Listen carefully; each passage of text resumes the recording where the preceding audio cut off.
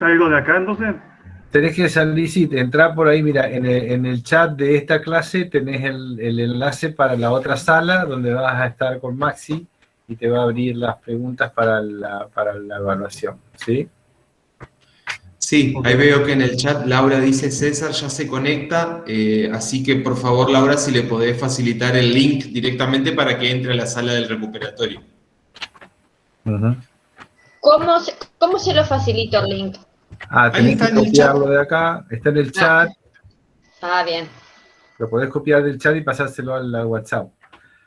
Tal vez, no sé si les parece a ustedes, Laura, vos recibiste y chequeo Nazarena, Facundo, si recibieron el aviso que mandamos ayer a la mañana respecto de que el recuperatorio era hoy, chequeando para ver si el campus mandó bien. Yo lo vi.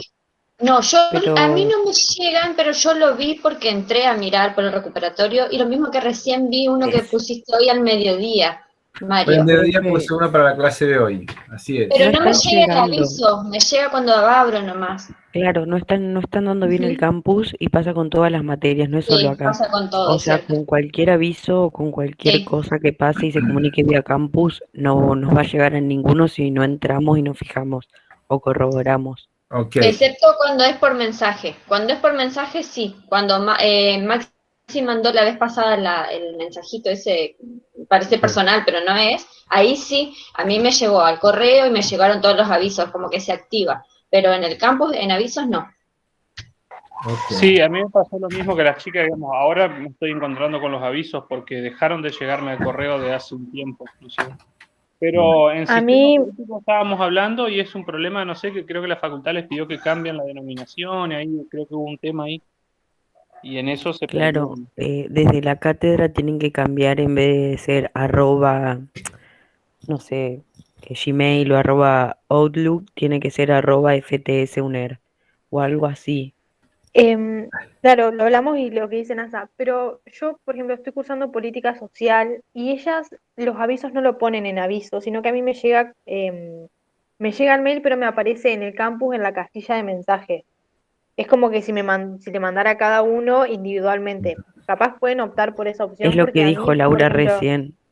O perdón, sea, así claro. llegan. Lo que tendrían que optar por hacer sería por mandar, si no vía mail, copiar todos los correos desde un correo X, copiar todos los correos de los alumnos y enviar directamente por mail en vez de por el campus, digamos, porque no estarían dando.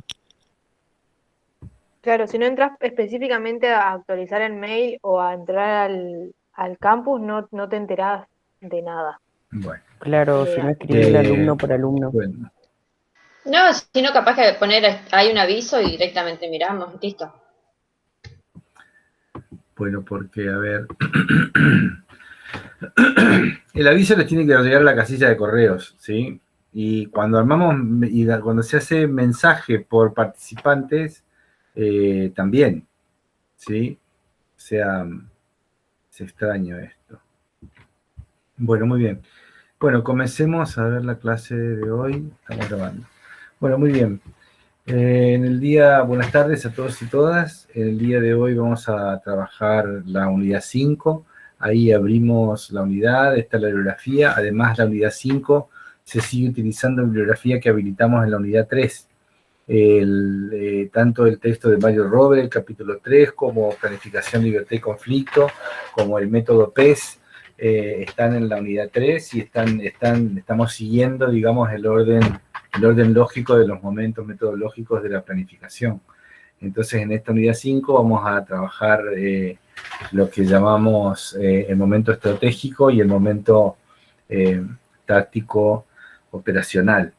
Entonces, bueno, en el día de hoy, digamos, por la mañana, envié un correo con una pequeña, digamos, cita del texto de Huertas. ¿Alguien la podría leer, por favor, y la recupera, si se puede?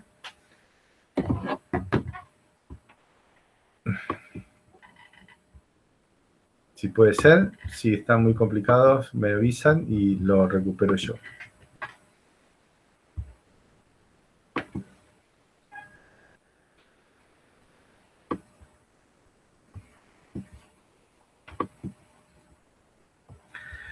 Bueno, básicamente la idea es que hay en este texto del método PES, digamos, que es una entrevista que el periodista Franco Huertas, digamos, realiza a Matus, en la página, digamos, hay 4 grandes preguntas, digamos, el texto se organiza a partir de 4 grandes preguntas, y estaríamos, digamos, la primera pregunta es cómo se explica la realidad que queremos transformar.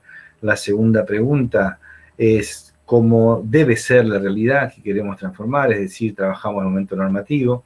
La tercera pregunta refiere precisamente a la idea de cómo le construimos viabilidad al plan, ¿sí?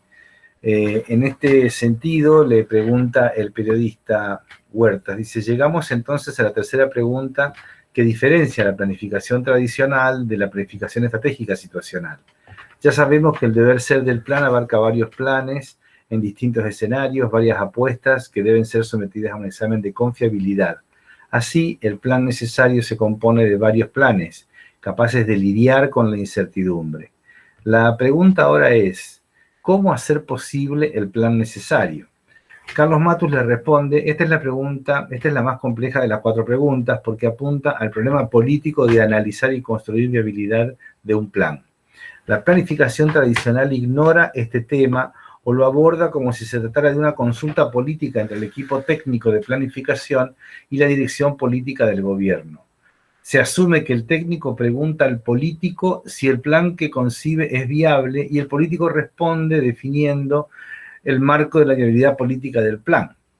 Esta consulta es reiterada en todas las instancias críticas de su formulación hasta que es aprobado por la autoridad competente. Naturalmente, este diálogo entre el técnico y el político si es que llega a realizarse con alguna sistematicidad y rigor, no resuelve el problema ni en la teoría ni en la práctica. La pregunta es, ¿qué les propone este párrafo, digamos, ¿no? ¿Qué les propone este párrafo que desarrolla, que responde Matus en el texto Estamos hablando de este texto, que es el método PES, ¿sí? Ustedes lo tienen en la versión creo que PDF o Word.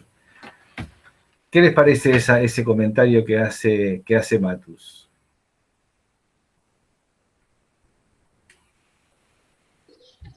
Para mí, o por lo menos lo que yo veo, es que viene a mostrarte un poco la realidad, ¿no? O sea, en una cuestión opuesta, uno lo puede planificar y finalmente termina consultando con el político si eso que va a hacer, si están los recursos o si la decisión política está. Y entiendo que lo que Matus le dice es que eso no le va a solucionar el problema de ninguna manera, que hay que buscar las herramientas para poder resolverlo del modo en el que el planificador lo hizo o ver cuál es la viabilidad, pero no preguntarle al político en modo político, la voluntad política de resolverlo. Sí, estamos conversando acá sobre si lo que se planificó es viable o no es viable, ¿sí?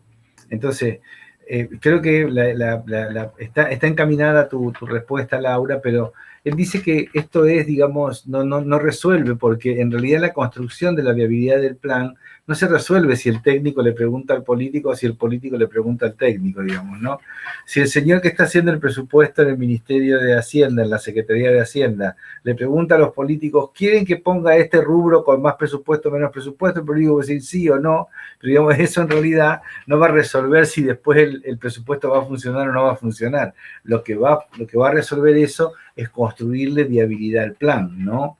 Entonces, justamente lo que estamos tratando de colocar es un poco la idea de que la viabilidad, digamos, escribir el plan, conversar sobre el plan, no le construye automáticamente viabilidad, ¿sí? Depende de otros factores, ¿sí? Se comprende un poco la idea. La idea es que esto es la característica definitoria. Profesor, digamos, sí. pero la viabilidad no se tiene que ir construyendo mediante se va diseñando la planificación. No es necesario ya tenerla en cuenta desde el comienzo, del minuto cero que se planifica. Es buena tu apreciación, digamos, porque supone que hay una cierta continuidad. De todas maneras, lo que está proponiendo ahí, digamos, en el texto, en la entrevista, está diciendo, fíjate que por eso mismo cité, digamos, lo que sigue, digamos, una página después respecto de la viabilidad, digamos, ¿no? Entonces, ahí en la página 62, 63, dice precisamente, La palabra viabilidad, le dice Matus al entrevistador, también es ambigua y requiere de varias precisiones. Significa hacer posible algo, pero el concepto de hacer posible puede referirse a una decisión, a una operación transitoria de una decisión en la práctica o a la operación estable de una decisión en el futuro previsible. O sea, fíjense que en realidad lo viable puede ser referir a una decisión, yo puedo tomar la decisión, o yo puedo hacer una operación más o menos transitoria, es decir, puedo decidir hoy atender una necesidad de una provincia, hacer una transferencia o, digamos, aumentar el IFE por 6 meses, pero eso no tengo la capacidad de operar establemente la decisión, sino tengo cierta capacidad de previsión futura, ¿sí? Entonces, lo que estamos haciendo con la viabilidad es que la viabilidad también tiene una complejidad. No es solamente hacer posible algo, sino que mientras estás haciendo el plan, digamos, estás pensando cómo van a ser esas operaciones que lo van a concretar al plan, ¿sí? En ese sentido, digamos, cada una de las 3 acepciones de viabilidad, dice Matus, significan juegos distintos, ¿ok? Entonces, nos estamos introduciendo a este concepto de la estrategia, ¿sí? Nos estamos introduciendo a la idea de que hay una diferenciación marcada, entramos ahora a caminar un territorio que nos es más áspero porque no es el territorio que estamos acostumbrados a trabajar cuando hacemos diagnóstico o análisis de situación o cuando simplemente pensamos los objetivos o pensamos las propuestas. Ustedes en todas las materias están pensando propuestas de programáticas, propuestas de ideas de propuestas, piensan ideas de cosas que se pueden hacer, discuten sobre los programas sociales existentes, sobre las políticas existentes, digamos, pero difícilmente se hable de estrategia, digamos, se teorice de estrategia. Lo que estamos empezando a hacer ahora es a conversar esto, ¿sí? Y esto no es una cosa habitual en la facultad, ¿sí? Entonces lo que estamos colocando es que hay, digamos, que entender que este concepto de estrategia requiere, digamos, como una elaboración teórica, también requiere una idea, digamos, de cómo se conecta, digamos, esto con el deber ser y con el diagnóstico. Desde ya, Facundo, que los momentos metodológicos son justamente una unidad, ¿verdad? Por lo tanto, no podemos diferenciar. Mientras estuvimos diseñando, íbamos imaginando algún tipo de estrategia para viabilizar el plan. Lo que pasa es que ahora estamos en el momento específico del momento estratégico, con lo cual, digamos, ya no estamos pensando en qué, sino estamos pensando en cómo, ¿ok? Estamos pensando en cómo vamos a hacer para llevar adelante esto. Entonces, pues, tenemos los objetivos, tenemos las actividades, tenemos el presupuesto inclusive, pero todavía no tenemos el cómo, ¿sí? Entonces, en esta idea, lo que decimos es, ahí la pregunta que se hace Matus en este texto, es, bueno, pero entonces, ¿cuándo acudimos? ¿Cuándo precisamos acudir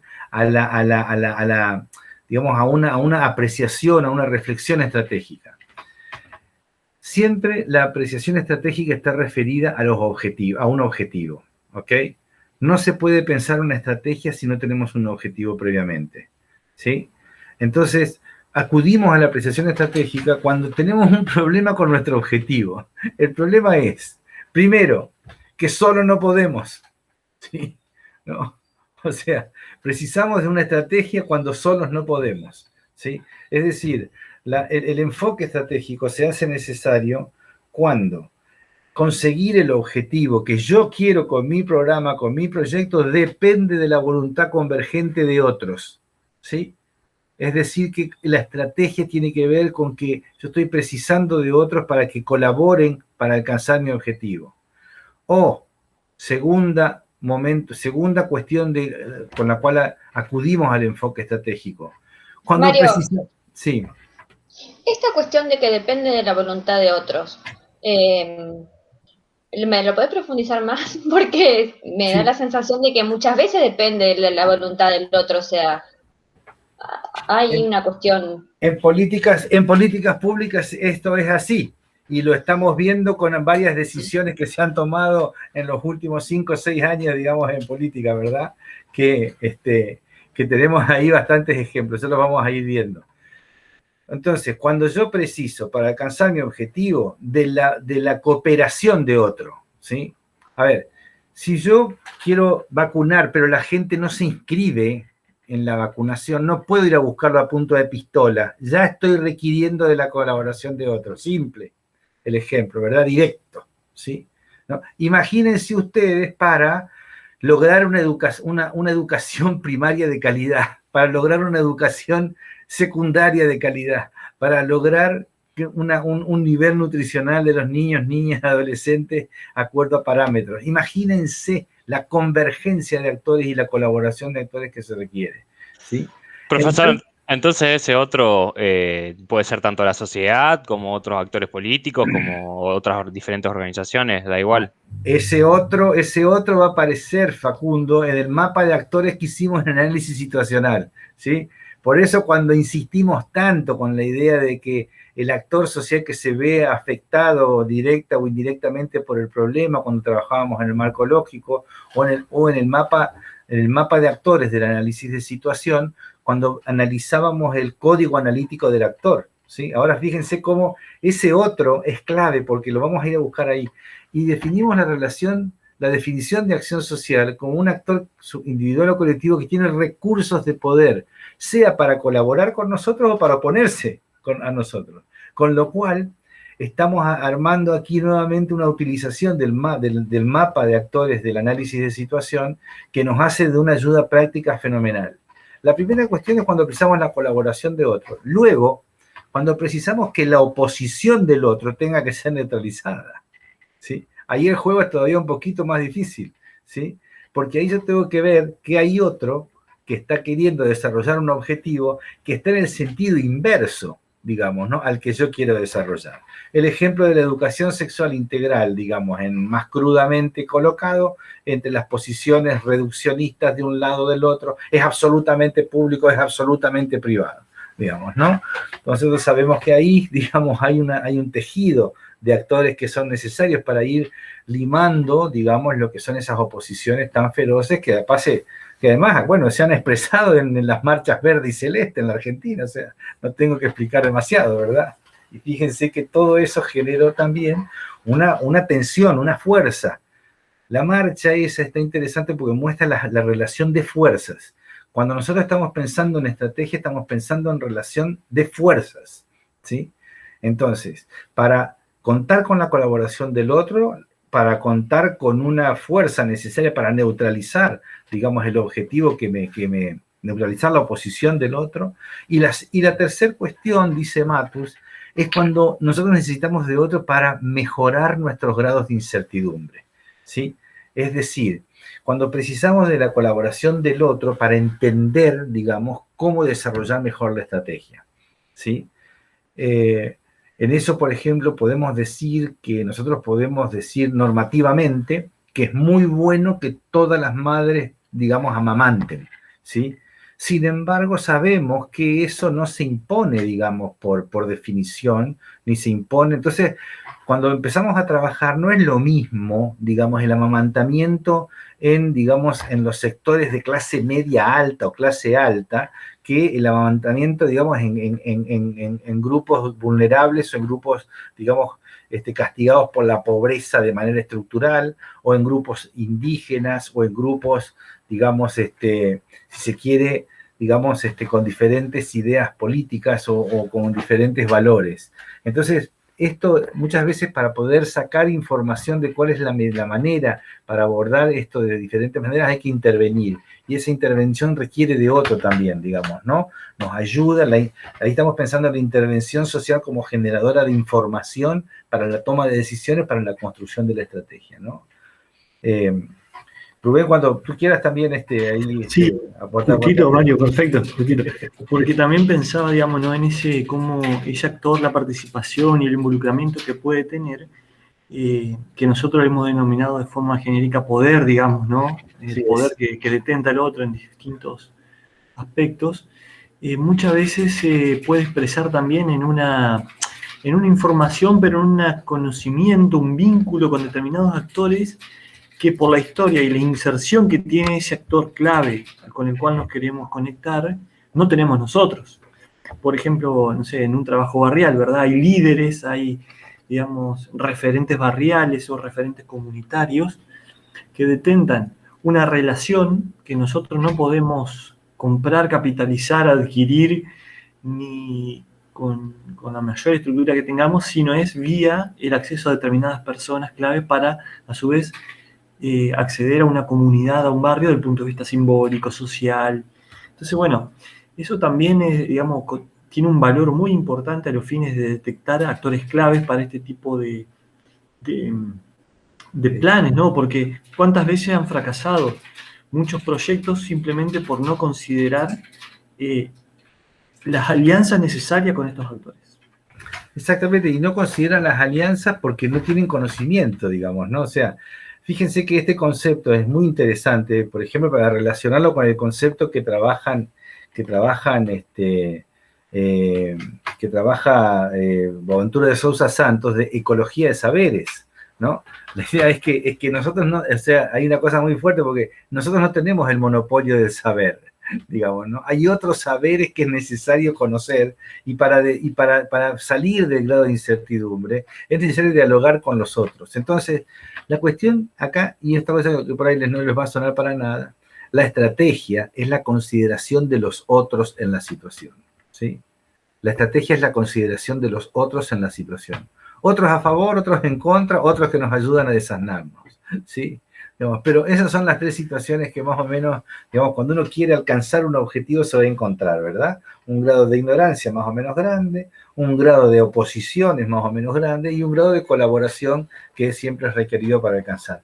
En los programas, digamos, en el tipo de problemas que nosotros enfrentamos, en la política pública, en la gestión pública, que de eso estamos hablando de problemas semiestructurados o inestructurados, con una gran cantidad de conexiones causales explicativas y por lo tanto siempre, casi siempre estamos precisando del despliegue de una estrategia en este sentido que lo plantea Matus, ¿sí? Si consideramos esto, digamos, lo que vamos a tener entonces es claramente que vamos a tener un juego, y acá aparece la idea de juego de actores, ¿sí? La estrategia supone un juego de actores, no estoy solo en situación. Lo venimos diciendo desde el análisis de situación, pero acá lo retomamos con una fuerza mucho más grande, porque acá se trata de construir un hacer, ¿sí? Esa construcción del hacer, entonces, digamos, nos va a requerir esa consideración del otro con una manera, digamos, tal vez más fuerte, más determinante. Entonces, lo que tenemos es que así como teníamos para el análisis de situación apreciaciones situacionales diferentes que desde diferentes puntos de vista los actores configuraban un contorno de la situación y teníamos que ver exactamente desde el posicionamiento de cada actor qué era lo que veía ese actor, cómo lo veía, cómo lo percibía, cómo se posicionaba frente a esa situación problemática que estábamos analizando, vamos a tener apreciaciones situacionales diferentes y vamos a tener posicionamientos y apuestas diferentes en este juego, ¿sí? En este juego vamos a tener, digamos, algunos actores que van a tener, digamos, los actores siempre van a ser esos que están ahí en la situación, no los podemos cambiar. Si queremos hacer una política de niñez, no podemos cambiar los niños, digamos. Si queremos hacer una política para la tercera edad, está la tercera edad ahí, o sea que los actores son únicos, ¿verdad? El tema es que tenemos apreciaciones situacionales diferenciadas. Esa es primera cuestión. Y segunda cuestión es que la estrategia es siempre un movimiento, ¿sí? Entonces, la primera cuestión es que la estrategia es la consideración de los otros en un juego social donde yo quiero lograr algo. La segunda cuestión es que la estrategia es un movimiento. Ahí la define Rovere como que la estrategia es un movimiento que tenemos que hacer para poder poner nuestro objetivo al alcance.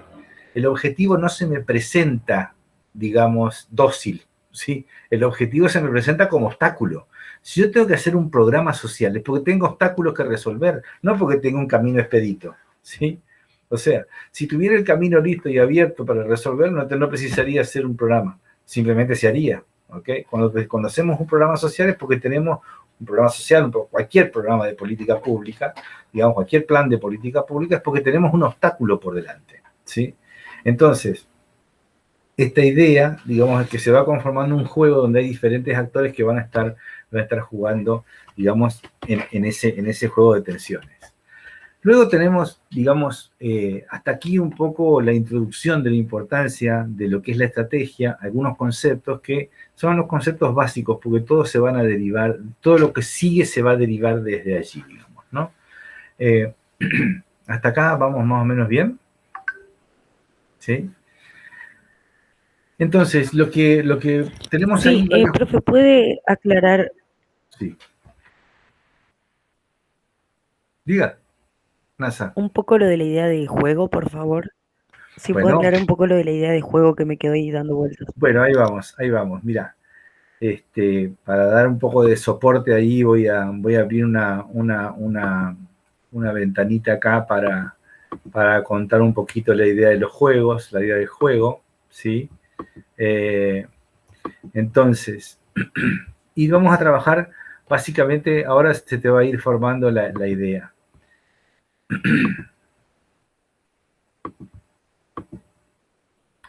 Ahí está compartido. Sí, Mario, ahí entró. Sí, está Perfecto, presentando. gracias. Bueno, a ver, vamos a trabajar un poquito estos conceptos de estrategia, ¿verdad? Una palabra, todo el mundo usa que lo estratégico, ¿no? Que esto, la palabra más gastada del planeta, ¿no? Inclusión y estrategia deben ser las dos palabras más gastadas en las ciencias sociales, digamos. La cuestión está en que cuando estamos hablando de estos conceptos, digamos, hay una elaboración. La primera cuestión es que la estrategia dice, no, esto es estratégico, quiere decir que es muy importante, ¿sí? O sea que eso, si no hacemos eso, no podemos hacer nada, digamos, ¿sí? Tipo así, es lo estratégico para señalar algo que es importante o indispensable para alcanzar tu objetivo. No, si no logramos esto que es estratégico, todo el edificio se derrumba. Eso también es una palabra un poco... No es así, porque justamente la estrategia, digamos, es un movimiento. Yo puedo estar, digamos, en una situación de estar con las manos atadas literalmente, y mi grado de libertad es muy, muy terrible, pero en 2 minutos con el forcejeo, o vino una hormiguita y me comió las ligas de mi atadura, digamos, y me liberé, y a los 2 segundos yo estoy en movimiento. Esto es lo más interesante de la estrategia, digamos, y de la planificación, ¿sí? Todo lo que me parecía imposible hasta hace 5 minutos atrás, 5 minutos más adelante puede ser posible. Y eso es el movimiento estratégico. Y ahí viene un poquito la idea de juego, ¿sí? Tenemos la segunda idea, digamos, que es la idea del juego deportivo, el concepto de estrategia como, bueno, ¿cuál es la estrategia de Argentina para ganarle a Bolivia, digamos, ¿no? ¿Cuál es la estrategia de los Pumas para ganar algún partido, por favor, digamos, ¿sí? Entonces, digamos, ¿cuál es la estrategia del boxeador con el contrincante? Podemos pensar en juegos individuales o en juegos colectivos. Ya vamos a ver que son también diferentes las dos situaciones. Pero ahí hablamos de estrategia como un juego, donde de alguna manera, digamos, yo tengo que sortear a un oponente para poder, digamos, conseguir los objetivos que yo quiero. En un partido de fútbol podemos jugar muy lindo, podemos hacer mucho juego bonito, pero si no metemos goles, no tenemos la efectividad del juego, digamos, ¿sí? Porque el juego es, digamos, no solamente jugar bonito, sino hacer goles, ¿sí? ¿No? ¿Cuántas veces hemos tenido equipos que decíamos qué lindo que juegan, pero nunca metían un gol, digamos, ¿no? Entonces, esta cuestión del juego deportivo. Bueno, también podemos decir que en la política tenemos muchos juegos donde nunca se meten goles, digamos, ¿no? Porque parece ser que también estamos como siempre tirando pelotazos y siempre sale para afuera, digamos. Y cuando tiramos el pelotazo hay un gasto de energía, hay un gasto de fuerza, digamos, ¿no? La otra idea de estrategia está en el juego de la teoría matemática de los juegos, digamos, ¿no? Allí hay una idea de formalización numérica de lo que puede ser. Yo no conozco mucho de teoría matemática de los juegos, pero la idea es que ahí uno puede tener, digamos, para juegos más o menos estructurados, digamos, algunos juegos como el dilema del prisionero, estos juegos que son, digamos, ¿no? A ganar o perder o a ganar, digamos, y ahí se pueden hacer, digamos, como unas traducciones numéricas, ¿sí? A esa teoría de los juegos. Allí tenemos, la teoría de los juegos sirve para la cibernética, sirve también para el pensamiento prospectivo, ¿sí? Sobre todo en los juegos en la perspectiva tecnológica, ¿sí? En la perspectiva tecnológica, ¿sí? Es bastante interesante ver que cuando un país o una sociedad o una empresa o un estado dependen o controlan, digamos, ciertos recursos tecnológicos, se hacen previsibles un conjunto de operaciones, ¿sí? Y cuando se hacen previsibles se pueden formalizar y se pueden numeralizar, digamos, ¿no? Cada vez, además, bueno, ahí ha habido muchas teorías desde los años 50 y 60 que han trabajado con la teoría de los juegos, la idea de estrategia está presente allí también. Pero finalmente tenemos este cuarto concepto de estrategia, que es un concepto que nosotros trabajamos de la mano de Matos y de la mano de Rovere, también de la mano de Mario Testa. Y la idea de la estrategia como una manera de lidiar, digamos, o cooperar con otro en un juego social para vencer la resistencia o para ganar su colaboración, ¿sí? O sea que nosotros tenemos que ver ahí, digamos, que tenemos la idea de una manera de lidiar. Fíjense que la estrategia no es una receta, no es una cosa que se instale y funcione, digamos, no es una cosa automática, sino que es un modo de ir lidiando, digamos, bueno, ustedes también, fíjense, cuando están pensando en la carrera de ustedes, ¿no? En la formación de ustedes, también están jugando un juego que es una manera de lidiar con el programa de estudio, lidiar con el plan de estudio, entre los que les pasa su vida cotidiana, a su vida familiar, a su vida laboral, a su vida estudiantil, y de alguna manera tienen que ir viendo. Entonces hay una manera, bajo reglas, digamos, de lidiar, y eso, bueno, uno puede decir, bueno, estoy en condiciones de poder desarrollar mejores estrategias o peores estrategias para transitar. ¿El objetivo cuál es? Transitar de la mejor manera por la carrera, ¿verdad? O sea, tienen un objetivo. Algunos querrán recibirse en un año, otros querrán recibirse en 10 años, pero eso mismo, digamos, y ahí empieza a aparecer, digamos, no solamente el objetivo, sino también el tiempo, que es otro de los factores importantes en la estrategia. Hasta acá están los 4 conceptos. Fíjate que con esos 4 conceptos, NASA, te empezás a dar una idea de la idea de juego, ¿verdad? El juego supone lo siguiente, digamos. Supone que cada una de tus acciones, ¿sí?, va a tener una reacción. Supone que el juego supone que una estrategia política, digamos, supone acciones interactivas. Tu acción no le va a resultar indiferente al otro, ¿sí? Tu acción no le va a resultar, digamos, neutral al otro. Justamente, si fueran acciones neutrales, nadie se opondría, la cosa se podría realizar, digamos, el objetivo se puede alcanzar. Pero lo que estamos acá diciendo es que estamos hablando de objetivos que tienen resistencia, a veces explícita, ¿sí? Pero la mayoría de las veces latente, digamos, ¿no? O implícita, ¿sí? ¿Quién se va a oponer? Si yo quiero que haya desigualdad en la Argentina, nadie, ¿verdad? Nadie va a decir eso, ¿sí? Sin embargo, hay actores que fabrican la desigualdad, ¿sí? ¿No? Y esos fabricantes de desigualdad se puede decir que son públicos y privados, digamos, ¿no? Tranquilamente, ¿no? Que son nacionales y extranjeros, ¿sí? Es decir, los podemos ir clasificando, ¿no? Los fabricantes de desigualdad, ¿sí? Entonces, en esta noción empieza a aparecer el juego interactivo. La estrategia mía no es una estrategia que yo tengo encerrada en un frasco, digamos, ¿no? Sino que la estrategia es algo que lo voy construyendo en interacción con otros, ¿sí? Los que hoy se oponían, mañana pueden ser mis aliados, ¿sí? Y esto, digamos, es jugar, ¿sí? Es que yo tengo que ver cómo en ese juego, digamos, voy sumando algunas cuestiones. Si yo consigo que el equipo contrario haga tantas infracciones salvajes, que consigo que el referí le saque la tarjeta roja y se eche afuera, digamos, en el primer tiempo, 3 jugadores porque están actuando de manera completamente salvaje, bueno, mi estrategia de quedarme con un equipo reducido enfrente me salió bien, ¿sí? Tratando de que no me quede muy dañado yo, digamos, ¿no? O mi equipo. Entonces, la idea es, digamos, que en el tema del juego, el juego político, también hay, digamos, bueno, ganadores y perdedores. En esta línea, lo que decimos es que hay un juego, que ese juego se juega también por partes y por tiempos y por momentos, digamos, ¿no? ¿Ahí cambió la transparencia? Sí, ¿verdad? Sí, Mario, cambió. Y acá, cuando hablamos de plan estratégico, nos dirigimos a von Clausewitz, un señor que si ustedes ven, busquen ahí, googleenlo, un día les voy a traer una foto de él, un señor con una cara muy risueña del siglo XIX, ¿sí? Que fue el gran teórico de un libro que se llamó De la Guerra, ¿sí? Y esto viene de ahí, ¿no? Fíjate que la idea del juego de la guerra también, ¿no? Hay digamos, un juego interactivo entre 2 actores, digamos, ¿no? Entonces ahí Clausewitz distinguió los conceptos de táctica y estrategia, ¿sí? Entonces, un poco para entender, esto es un concepto literal de Clausewitz, que la táctica enseña el uso de las fuerzas armadas en los encuentros, la estrategia, el uso de los encuentros para alcanzar el objetivo de la guerra. Fíjense que hay como dos tiempos, ¿no?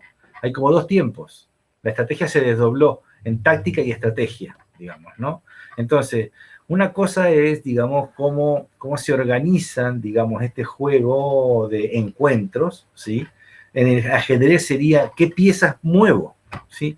Qué piezas sacrifico, ¿sí? ¿Qué piezas me resguardo? ¿Sí? O sea, serían ahí movimientos tácticos. Definitivamente lo que yo quiero hacer es jaque mate, ¿sí? El tema es que del juego táctico a mí me van a ir surgiendo conexiones que me van a permitir hacer el jaque mate en el ajedrez, ¿verdad? Ahora, cuando nosotros decimos, bueno, pensemos en un programa de control de precios, ¿sí? ¿Cómo hacemos esto, digamos, no? Fíjense que ahí tenemos una cantidad de variables que no manejamos, ¿sí? La economía informal, los abastecedores, ¿no? Bueno, si ustedes van, yo hago las compras, no sé si ustedes hacen las compras en el supermercado, pero se podrán dar cuenta que la estrategia de control de precios es como un colador, digamos, ¿no? O sea, algunas cosas funcionan, pero uno anda buscando el cartelito ¿no? de precios, ¿no? Controlados, ¿cómo es el precio protegidos? No me acuerdo. Precio cuidado. Cuidado, ahí está, cuidado. La estrategia del cuidado. Bueno, pero ahí anda uno mirando los cartelitos de precios cuidados frente a los otros y obviamente compara y decide, digamos, ¿no? De manera que también nosotros, digamos, si no cuidamos y no miramos los cartelitos, también nosotros estamos haciendo juego, digamos, a que la estrategia del control de precios, de los precios cuidados, no funcione, ¿sí? Porque también nosotros estamos castigando o no castigando al comerciante que tiene 1,5 litros de aceite a 120 y tiene 40 litros de aceite de otras marcas a 250 o a 300. Si descuidadamente agarramos el de 300, digamos, eso es un problema más nuestro que del gobierno, ¿sí? Fíjense cómo hay vuelta, digamos, a ver un juego interactivo. Nosotros consumidores, los vendedores en los supermercados, los vendedores en los almacenes, y el propio gobierno, digamos, que quiere poner reglas a este contexto. Uso de tácticas, ¿sí? ¿Podemos jugar con el control de precio de manera permanente? ¿Poner el control de precio de acá a 10 años? No, porque se diluye la efectividad de la medida. Entonces no puede ser una táctica permanente, ¿sí? Y tampoco se puede constituir una estrategia para ganar la guerra, digamos, ¿no? Porque esto es, digamos, no sé si se está entendiendo entonces que la idea del control de precios es una muy buena medida cuando tenemos que, digamos, hacer movimientos tácticos, ganar encuentros, mientras vamos ganando tiempo para desarrollar otras batallas que nos permitan tener trabajo genuino, menos inflación, mayor poder adquisitivo, mejores condiciones para el consumo, mejores condiciones para la producción. Entonces, cuando trasladamos este concepto de la guerra, digamos, a los conceptos de la planificación, vamos a ir viendo que ahí podemos hablar, digamos, de que hablamos en planificación de táctica y estrategia, cuando en la táctica decimos que hacemos uso de recursos escasos para la producción de un cambio situacional inmediato, ¿sí? Es decir, ustedes recuerdan, no sé si recuerdan que cuando Rubén presentó la idea de la visión, teníamos una situación deseada ya al horizonte, como situación futura deseada, y teníamos la situación actual. Y en el medio, entre la situación futura deseada y la situación actual, teníamos situaciones o objetivos intermedias. No llegamos a la situación, digamos, deseada de un solo salto. Entonces, la táctica es cuando jugamos a hacer el uso de recursos escasos en la producción de un cambio situacional inmediato. Ejemplo. Tenemos que dar clases a través de este medio. Consigamos que los estudiantes tengan tablets o celulares, ¿sí? ¿No? Es decir, es un recurso, digamos que era, hay un recurso escaso, pero precisamos hacer un cambio situacional inmediato, porque si no teníamos tablets o conexiones facilitadas, era muy difícil, digamos, que la mayoría de los estudiantes pudieran quedarse, ¿sí? Hay que ver, estoy dando este ejemplo porque es un ejemplo polémico, pero también podemos decir que, por ejemplo, cuando decimos estamos dando la copa de leche en la escuela, por ejemplo, no es una finalidad educativa, es un recurso táctico para cambiar, para tener un cambio situacional inmediato, que es que los chicos que están en la escuela estén con la panza llena para que puedan prestar mejor atención, ¿no? Después no nos podemos hacer cargo a lo mejor de qué le pasa a ese niño cuando sale de la escuela. Pero cuando hacemos la copa de leche en la escuela es porque estamos, digamos, ahí resolviendo una situación táctica. La situación táctica que resolvemos es que tenemos un niño que tiene una alimentación básica y esa alimentación básica le permite transitar el periodo escolar, que ahí sí está la estrategia. Haciendo de soporte, la copa de leche haciendo de soporte táctico a la estrategia de formar alumnos, digamos, con una calidad educativa que sea razonable para los estándares, digamos, del mundo y de la Argentina, ¿no? Se entiende que la idea de la estrategia es el uso de esos cambios situacionales inmediatos para poder lograr el objetivo del plan, ¿sí? Entonces, no hay el plan, digamos, de dar la copa de leche, le llamamos nosotros plan soporte. Plan soporte es un plan que soporta un plan estratégico más grande. La copa de leche es un soporte para el plan estratégico educativo, ¿sí? ¿Se les ocurre algún ejemplo de planes que sean, digamos, soportes o que sean, digamos, jugadas más tácticas, diferentes, digamos, en soporte de una estrategia? ¿Se les ocurre alguna idea? No sé si tenga que ver, pero tal vez el aislamiento preventivo puede usarse para el medio del trabajo con la pandemia, ¿no? El tema de la vacunación, esperar como un soporte para aliviar el sistema de salud. Sí, sí. El tema del aislamiento fue una jugada táctica. No nos podemos mantener aislados por toda la vida, ¿verdad? O sea, nos metemos cada uno en una casa y, digamos, ¿cómo seguimos, digamos, no? Exacto. Está bueno, Facundo, tu ejemplo. El aislamiento preventivo, digamos, ¿no? El ASPO, digamos, era una medida que podía tener cierta cantidad de tiempo hasta que se tomaran otras medidas que realmente fueran, digamos, en el sentido estratégico de la preservación, del combate de la pandemia y la preservación de la vida, ¿verdad? Y en ese juego, digamos, se abrió la posibilidad de generar un soporte en el sistema de salud que no generara, digamos, una crisis, ¿sí? Bien, ¿qué otro se les ocurre? El ejemplo de la pandemia nos está sirviendo para todo últimamente. ¿Hasta acá más o menos vamos bien? Vamos bien, Mario. Sí, Mario. Bueno. A ver, entonces, fíjense que acá estamos, otras dos palabras, táctica y estrategia, ¿no? Que se usan con diversos sentidos. Acá es importante. En las dos cosas, en las dos instancias, digamos, fíjense que las dos instancias, lo táctico y lo estratégico, supone un movimiento, supone el uso de recursos, supone que, digamos, estamos tratando de, digamos, si tenemos que subir una escalera, digamos, el movimiento táctico es subir los primeros 3 escalones y después ver cuán empinada se pone la escalera. En fin, la idea es justamente ir combinando estos dos elementos y cuando pasamos, digamos, a eso, es que la combinación de tácticas y estrategias no se logra, digamos, si no es a través, digamos, de una construcción metodológica. En este sentido voy a leer esta definición de construcción de viabilidad, digamos, después vamos a analizar el concepto, la palabra viabilidad específicamente, ¿sí? Y entonces ahí decimos que la construcción de viabilidad es un momento metodológico, construcción de viabilidad o momento estratégico, es lo mismo, ¿sí? Es un momento metodológico de la planificación en que buscamos identificar, descubrir o diseñar una estrategia, digamos, o las estrategias, a fin de hacer posible la visión.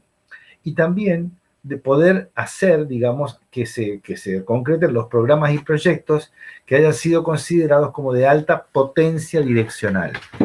Los proyectos y programas de alta potencia direccional son aquellos, digamos, que son programas de soporte, programas tácticos que nos encaminan hacia la situación futura deseada de manera, digamos, consistente.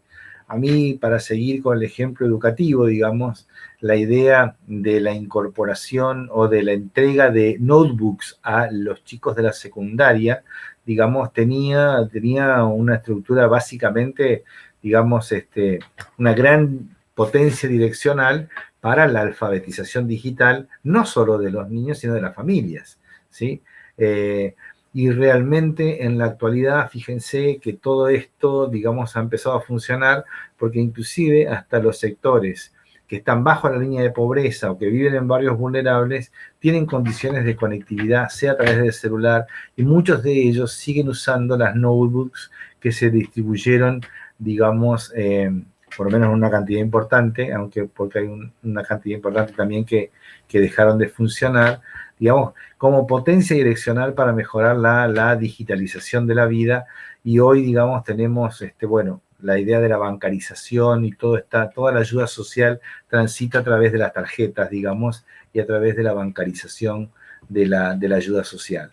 Entonces, la construcción de viabilidad es este momento metodológico que identifica, descubre o diseña estrategias, ¿sí?, para alcanzar la visión, y ese alcanzar la visión se hace a través de programas y proyectos que tienen mucha potencia direccional para, la potencia direccional obviamente es en dirección a lo que estamos buscando.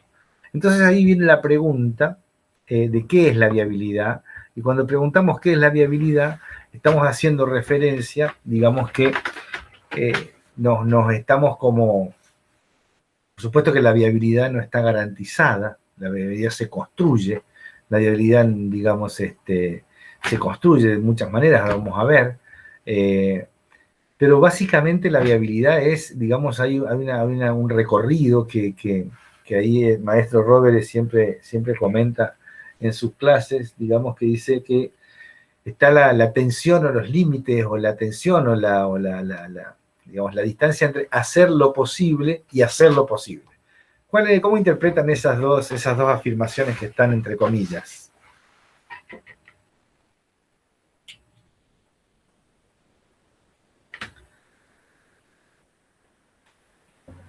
Y una hace mención a hacer lo que se puede, y la otra es una afirmación de hacerlo realidad. Ahí está, ahí va, ¿no? Así, claro. Yo vi, ¿no? Maca, que Magdalena, digo, ¿tenés vos alguna opinión?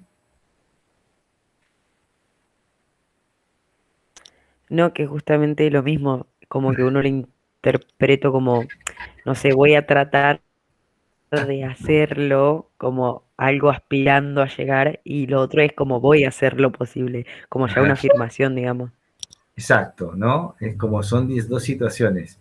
Fíjense que, bueno, estas dos frasecitas es muy interesante para hablar de la política y del poder, ¿no? Porque lo posible, obviamente, enseguida conecta con el poder, ¿no? Estamos hablando, a ver, cuando estamos hablando de que hay una relación de fuerzas, de que hay un juego, estamos hablando de un juego de poder, NASA. Ahí, viste, ya completamos con ese juego estratégico, digamos, es un juego de poder hacer, ¿no? Es decir, hacer lo posible o hacer lo posible. Y ahí está el juego, digamos, ¿sí? El problema es que nosotros, digamos, cuando armamos un programa desde el Estado, uno no puede ir a decirle a los destinatarios de una política de enfoque de derechos y de afirmación de derechos, por ejemplo, de no discriminación de la mujer, digamos, ¿sí? Y mira, yo voy a hacer lo posible para ver si no te discriminan, digamos, ¿no? O sea, sino que nosotros tenemos que hacer una planificación que diga, no, vamos a hacer lo posible, ¿sí? Entonces, pero esta es una tensión que también, digamos, tenemos que discutir y ver hasta dónde, ¿no? El tema es que cuando uno dice hacer lo posible, uno escucha a veces intendentes o gobernadores que dicen, yo estoy haciendo todo lo que está en mi marco de posibilidades, ¿no? Ese es el intendente y gobernador especialista, es decir, yo hago lo que me es posible hacer, digamos, ¿no? No sé si ustedes tienen algún ejemplo de intendente o gobernador en ese punto.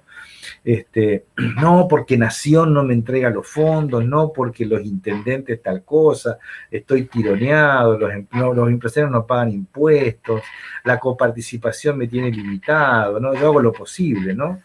Es muy loco porque esa explicación es la negación de la política. Es la negación de la política. Porque la política es el arte de hacer lo posible. O sea, de lo segundo, no de lo primero, ¿sí? La condición de posibilidad, digamos, de que haya un mundo con justicia social, está planteada, ¿sí? Entonces, la condición de posibilidad de hacer que haya un mundo justo digamos, es posible. El tema es que hay que hacerlo posible, ¿no? Entonces, y ahí está un poco la jugada que plantea lo estratégico. Cuando hablamos de hacer lo posible, estamos, por supuesto, ya, digamos, refiriendo a, digamos, a ese grado de posibilidad en los distintos juegos. Es como decíamos en la afirmación que trajimos de Matus hoy cuando hicimos la introducción de la clase. Es decir, la idea de lo viable, digamos, ahí tenemos como la idea de lo viable como algo que podemos decidir hacer o como algo que podemos operar transitoriamente. Y ahí aparece la palabra operación, ¿sí? Otra palabra extraña, digamos, al diseño de programas y proyectos, porque hablamos de actividades, de componentes, de qué estamos hablando de operaciones. La operación es un conjunto, eso vamos a trabajar un poquito ese concepto de operación, ¿sí? Y entonces los 3 niveles de juego es, mira, yo puedo decidir, digamos, sobre la producción de algo. Ahí yo tengo que tener reglas claras para tener ese juego de decisión claro. Ahí fíjense que a qué les remite esta idea de poder decidir sobre algo, poder decidir sobre la producción de algo, digamos, a qué les recuerda vinculado al triángulo de gobierno para ayudarlos un poco y ayudarlas.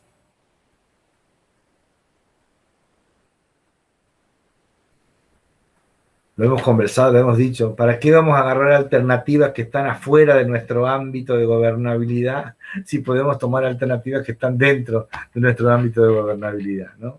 Es decir, habla de la gobernabilidad, de la posibilidad de decidir sobre cierta producción, digamos, en un juego que institucionalmente nos conecta de ese modo. Luego tenemos la idea de poder hacer algo, ¿no?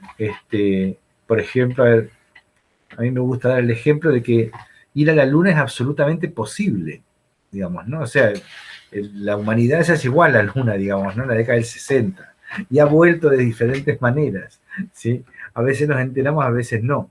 Pero también, digamos, bueno, entonces es posible viajar a la Luna, pero, digamos, es posible hacer regularmente eso, digamos, ¿no? Es posible transformar esa acción que es posible de hacer en una operación transitoria. Yo voy y vengo, digamos, pero, digamos, si decimos, no, mira, vamos a hacer una conexión permanente con la Luna porque vamos a ir depositando basura nuclear allá en la Luna, ¿no? Hay varios planes de ese tipo, ¿sí? Entonces ahí ya tendríamos que tener la tercera, es decir, no solamente la capacidad de decidir, la capacidad de operar transitoriamente, sino la capacidad de reproducir establemente la operación, ¿sí? No es lo mismo hacer un viaje en avión para cruzar el Atlántico y decir, tuve la cosa de cruzar el Atlántico, que establecer una línea aérea que haga regularmente viajes que crucen el Atlántico. Entonces, ¿se entiende la diferencia entre estos 3 niveles de la construcción de la viabilidad? Si me responden, les agradeceré. Sí, Mario, se entiende.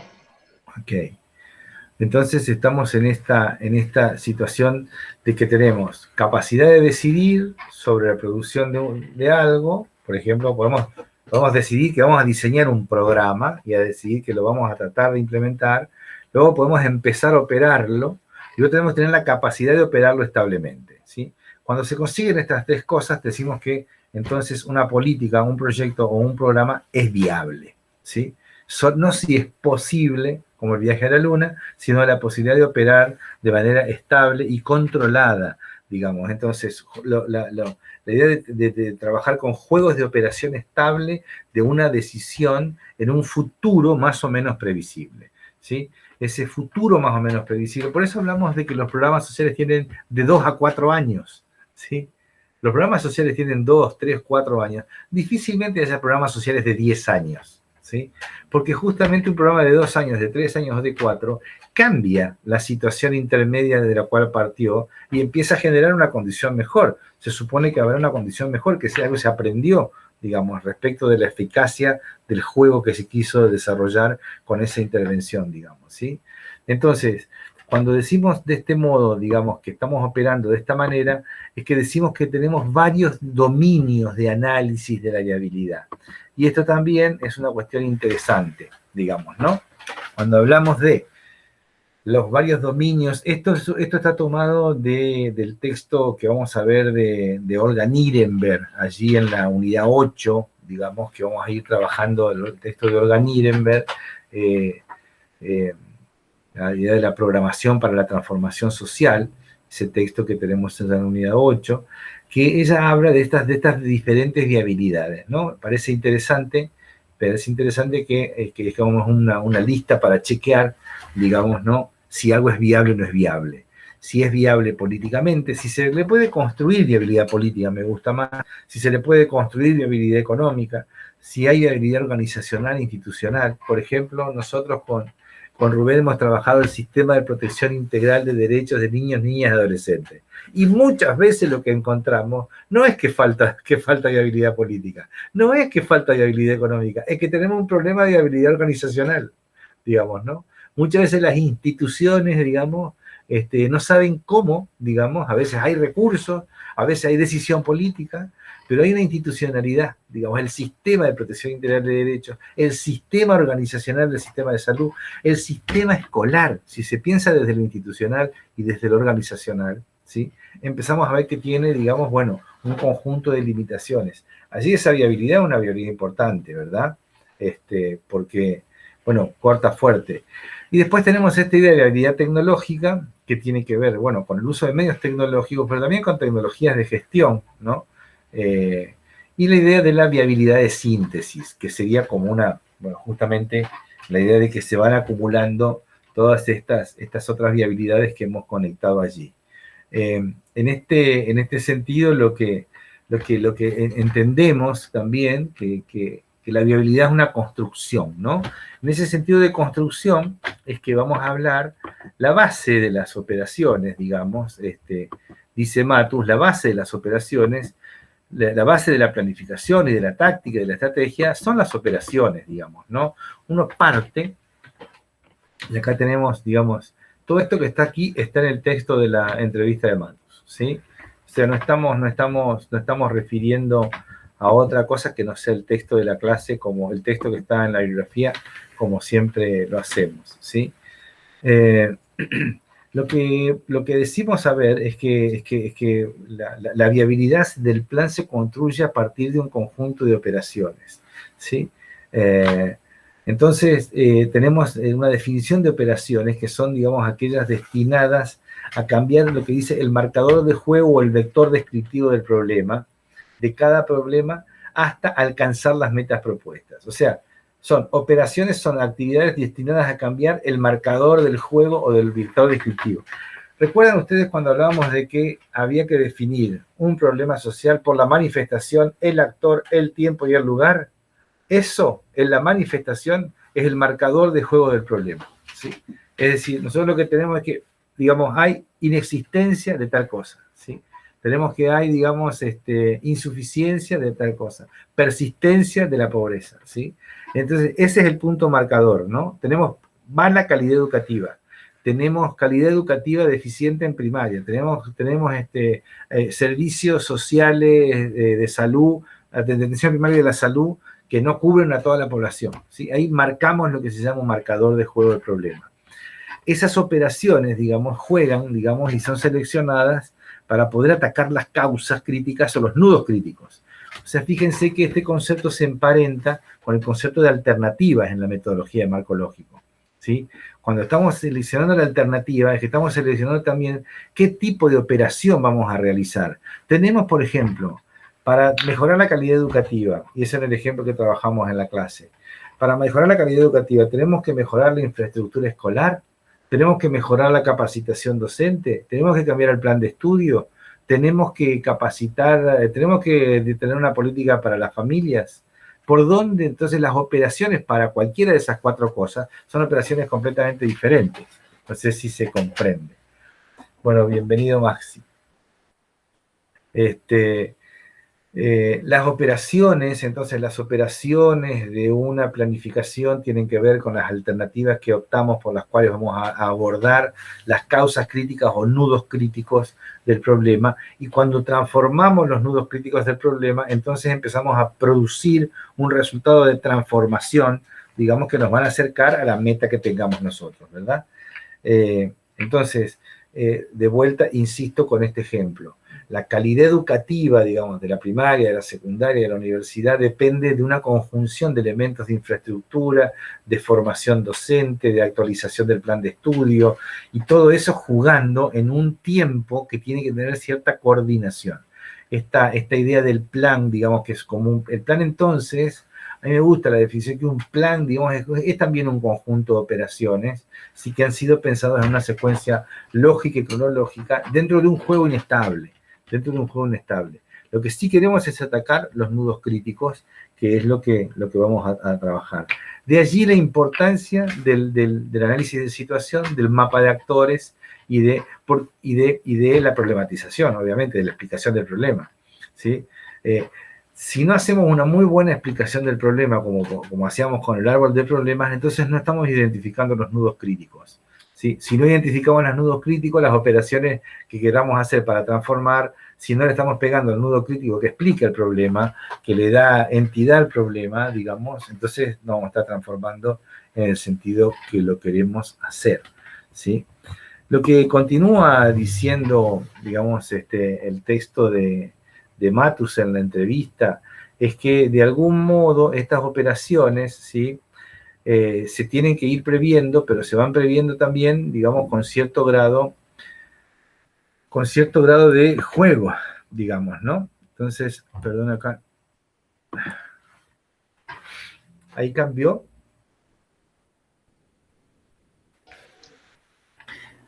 Estructura general de una operación. Sí, exacto, perfecto. Bueno, a ver. Acá vamos a llegar a un punto realmente clave del asunto que estamos trabajando en todo este año, ¿verdad? Fíjense que venimos del análisis de situación, la explicación del problema, la construcción del deber ser, y ahora estamos tratando de construir la viabilidad del plan, ¿verdad? O sea que cuando queremos construir la viabilidad del plan, ¿qué cosas tenemos que empezar a combinar? ¿Cuál es el cóctel que empezamos a combinar, digamos, ¿no? Empezamos a combinar operaciones que nos construyan la viabilidad. Estas operaciones son las que nos van a abrir las puertas, digamos, si no, las puertas no están todas abiertas cuando hacemos un plan social, al contrario, vamos caminando y tenemos que ir abriendo espacios de construcción. Entonces, a ver, en las operaciones hay estos elementos que son claves, digamos, ¿no? Es decir, la operación combina los recursos que tenemos con el producto que queremos lograr, ¿sí? Y si tenemos ese producto, vamos a lograr ese resultado. Ejemplo, si yo tengo, digamos, el recurso que tengo es formar a los docentes, para eso tengo que tener un recurso de hacer un curso de formación docente. El curso de formación docente en sí mismo es un producto, ¿sí? El resultado que yo quiero con ese producto es tener docentes formados, ¿sí? Si yo tengo, entonces, no tengo recursos para diseñar el plan de modernización de la currícula, de formación docente y de arreglar las ventanas y los baños de las escuelas, esos son productos intermedios, no puedo mejorar la calidad educativa en el contexto de la secundaria o de la primaria, ¿sí? Entonces, fíjense que hay una combinación de recursos, productos y resultados, ¿sí? Estas tres palabras son claves en toda operación. Cuando nosotros decimos, vamos a llevar adelante un programa social, lo que estamos haciendo es esto, usar un recurso para generar un producto para obtener un resultado, ¿sí? Entonces, estas tres cuestiones van a estar siempre en el equilibrio y ya, digamos, está dicho, en esto que decía Facundo también, de alguna manera, cuando decimos, en el momento normativo, que estamos trabajando con una relación ajustada de medios afines, estamos hablando de esto, ¿verdad? Los medios son los recursos, los fines son los resultados y los productos son esas escalas intermedias para lograr los resultados. Entonces hablamos ahí de lo que se llama la relación entre recursos y productos, ¿sí? ¿No? Si tenemos muy buenos recursos, digamos, o tenemos escasos recursos y tenemos muy buenos productos, es que vamos a tener un indicador de eficiencia, ¿sí? Y si tenemos muy buenos productos y con esos productos logramos muy buenos resultados, vamos a lograr la noción de eficacia, ¿sí? Y acá tenemos dos conceptos que también se charlatanea mucho, digamos, cuando se habla de esto, se dicen cosas sin pensar mucho, pero cuando uno dice, a ver, si yo pudiera ayudar a unas familias en condición de pobreza, digamos, con un producto que les resuelva de manera efectiva alguna situación temporaria, sería eficiente, si gasto poco y logro bastante, ¿sí? En mi producto. Ahora, lo que yo no quiero es estar todo el tiempo dándole este producto a la gente. Lo que yo quiero es que la gente salga de ahí. Para que salga de esa situación de pobreza, yo tengo que conectar el producto con el resultado, ¿sí? Si mi producto es que todo el tiempo la población bajo la línea de pobreza tenga que estar recibiendo una asignación universal, entonces no tengo una buena idea de resultado, ¿verdad? ¿Sí? Tengo una buena idea de producto. El análisis de la estrategia, dice la transparencia, se concentra en las operaciones OP y se hace necesario combinarlas con operaciones OK. Estas son las dos denominaciones que Matus le asigna, digamos, a las operaciones para hablar, digamos, acerca de operaciones con las cuales están controladas y operaciones que yo no controlo, ¿sí? Digamos, a ver, hasta acá vamos bien, ¿sí? Las operaciones, bueno, las operaciones, digamos, son obviamente que para armar operaciones necesitamos motivación. Hay operaciones que son indispensables para nuestro plan y que nosotros no tenemos control sobre ellas. Por eso mismo hay otro que tiene control sobre ellas, digamos, ¿sí? O sea, cuando decimos, ¿no? ¿Recuerdan cuando empezamos la clase que dijimos que la estrategia era cuando precisábamos de la cooperación de otro? ¿Sí? O que el otro no se opusiera, digamos, al sentido de los objetivos que tenemos, o que el otro nos ayudara a salir de la incertidumbre. Estamos hablando exactamente, digamos, de que hay un conjunto de operaciones que precisamos de la colaboración de otro para poder llevarlas adelante. Y en la manera de trabajar sobre unas y otras, digamos, es trabajar sobre la relación de fuerzas, ¿sí? Entonces, hasta acá, ¿alguna pregunta? Estamos siguiendo la entrevista de Matus, jugosa la entrevista de Matus con Huerta. Ahí trabajamos un poco el concepto de motivación. Dice, lo primero que se hace en el análisis estratégico es preguntarse por la posición o interés. Mario, te interrumpo un segundito. ¿Podemos volver a lo de los productos intermedios? Porque buenísimo. Se me mezcla el producto intermedio con lo que termina siendo el final, digamos. Entonces, no. si podemos volver ahí. A ver, sí. A ver, te hago una pregunta. Yo tengo 1.000 pesos. Escuchame esta pregunta, ¿eh? Tengo 1.000 pesos. Con 1.000 pesos puedo comprar 1.000 computadoras, ¿sí? Puedo comprar 1.000 computadoras o puedo transformar los planes de estudio de 8 provincias, ¿sí? ¿No? Sí. Entonces, yo elijo qué producto voy a gastar con esos 1.000 pesos. Compro 1.000 computadoras y voy por la digitalización, pero ahí tengo 1.000 computadoras. ¿Sí? Ahora, puedo gastar esa misma plata en modificar el plan de estudio de 8 provincias, ¿sí? Entonces voy a llegar a mucho más que 1.000, ¿sí? Entonces mi producto va a ser el modificar el plan de estudio o comprar computadoras. Luego tengo que entregar las computadoras. Si ponele que elijamos computadoras, entrego las computadoras. La entrega de la computadora no es el resultado, ¿verdad? Sí. El resultado es que los chicos se digitalicen en su educación y usen recursos digitales para mejorar su calidad educativa, ¿verdad? Ahora, del otro lado, si yo digo, no, armo un plan de estudios en 8 provincias, modifico el plan de estudios y capacito a los docentes, voy a tener un resultado mucho más grande porque voy a tener un impacto mucho mayor, ¿sí? ¿Sí? Entonces, fíjate que la relación es una relación de medios afines. ¿Te acordás cuando hablábamos de problemas terminales y problemas intermediarios? Sí.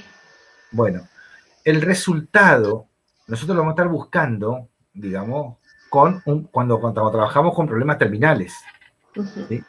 O sea, ¿qué quiero yo? Tener calidad educativa. ¿Qué quiero yo? Terminar con la pobreza. No quiero seguir, digamos, trayendo niños que salgan sin saber, ¿sí? De la escuela, ¿ok?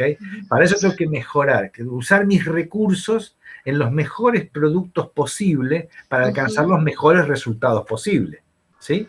Sí. ¿Okay? Perfecto. Si yo tengo, entonces, a ver, si yo digo, a ver, fíjate, vamos a hacer un análisis de eficiencia. Yo quiero modernizar la educación, entonces compro 1.000 computadoras y doy a 1.000 chicos, digamos, una computadora, ¿sí? Ahora yo, en vez de usar eso, digo, no, voy a modificar los planes con estos 1.000 pesos, hago un diseño de modificar planes de estudio y capacitar docentes y tengo, digamos, no sé, 400.000 docentes capacitados, ¿sí? Entonces, ahí, en esta relación entre recursos y producto, ¿fui eficiente fui más eficiente comprando las computadoras o modificando el plan de estudio? Modificando el plan de estudios. Fue más eficiente, una cosa de eficiencia, sin duda. Y en relación a la relación producto-resultado, Digamos, si fui más eficaz o no más eficaz, digamos. También fui más eficaz en la segunda, ¿sí? Perdón, me están tocando el timbre, un segundo.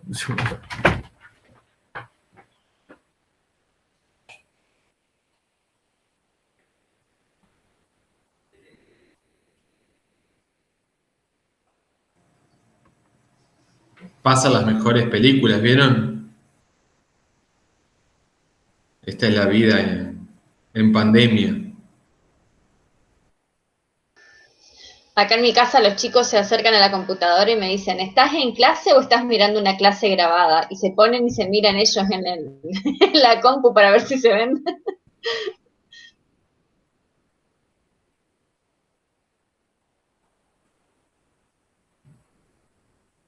¿Ya terminó, Maxi, el recuperatorio? Así es, así es. Tuve ahí una consulta de un estudiante que no se pudo conectar hoy, así que bueno, después vamos a considerar las situaciones y en base a lo que determina el reglamento, como decía Mario al principio de la clase, les vamos a informar y además vamos a indicar también la situación o la condición, mejor dicho, de cada uno y de cada una de cara al segundo cuatrimestre, teniendo en cuenta que si bien está en una materia anual, bueno, el reglamento académico prevé ciertas particularidades para este ciclo lectivo en este contexto de pandemia, que a su vez es diferente al ciclo lectivo 2020, ¿verdad?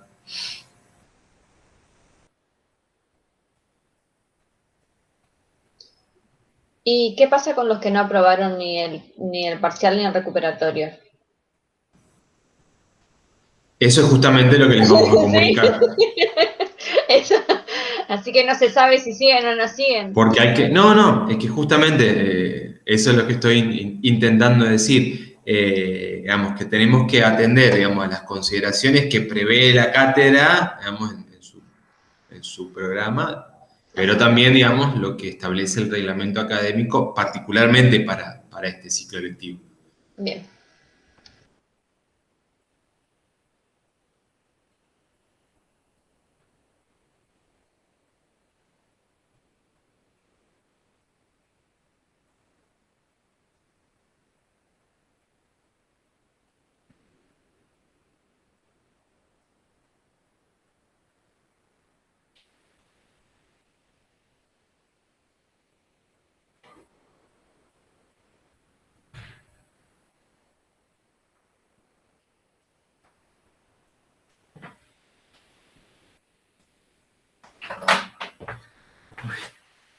Bueno,